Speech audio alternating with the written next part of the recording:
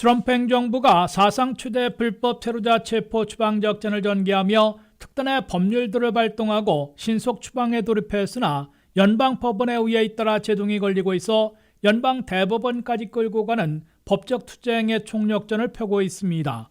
트럼프 행정부는 법적 투쟁과 함께 합법 임의를 축소시키는 비밀병기를 사용하고 있다고 팍스뉴스가 보도했습니다. 입법도 필요 없고 사법부 제동도 피할 수 있는 트럼프 행정부의 비밀병기는 비자 또는 이민 신청을 심사하며 자연스럽게 합법 임의를 축소시키는 것으로 팍스뉴스는 전했습니다. 첫째, 트럼프 행정부는 퍼블릭 차지, 즉 공적 부조를 받은 외국인들은 모든 이민 혜택을 금지시키고 있는 것으로 알려지고 있습니다. 비자 또는 영주권을 기각하는 퍼블릭 차지, 공적 부조는 기본적으로 SSI와 같은 현금 보조, 그것도 이민 신청자들의 부양가족에만 적용해왔으나 적용 대상을 대폭 확대하고 있는 것으로 나타났습니다.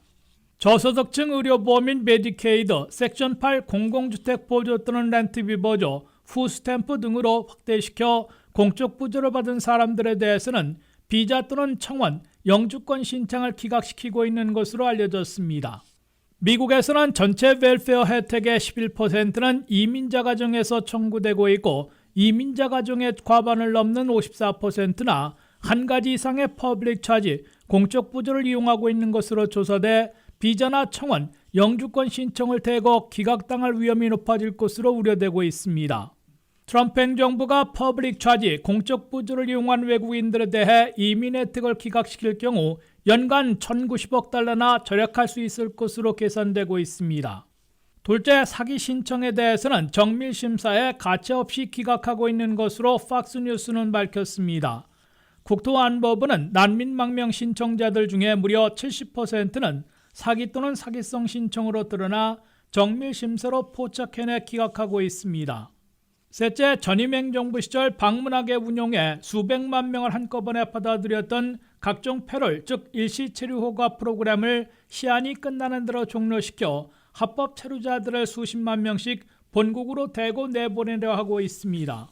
트럼프 행정부는 이미 전임 행정부에서 CBP1 앱으로 미국에 입국할 수 있게 허용했던 일시 체류 허가자들만 해도 93만 8천 명이나 되는데 이들에 대한 패럴을 종료시키고 미국을 떠나라고 명령하고 있습니다. 최근 베네수엘라 출신 이재민 35만 명에 대해 TPS 임시신분포를 취소하고 출국령을 내린 데 대해 연방법원에 제동을 걸고 나섰으나 법적 소송에서도 승소할 가능성이 있는 것으로 판단하고 있습니다.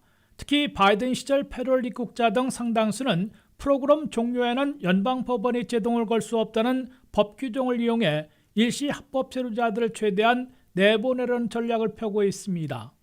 넷째, 미국 수속자들과는 달리 한국 등 외국에 있는 미국 대사관을 통해 수속 중인 비자나 이민 신청자들에 대해서는 작은 하자만 발견돼도 기각시키는 방침을 엄격하게 적용하고 있습니다.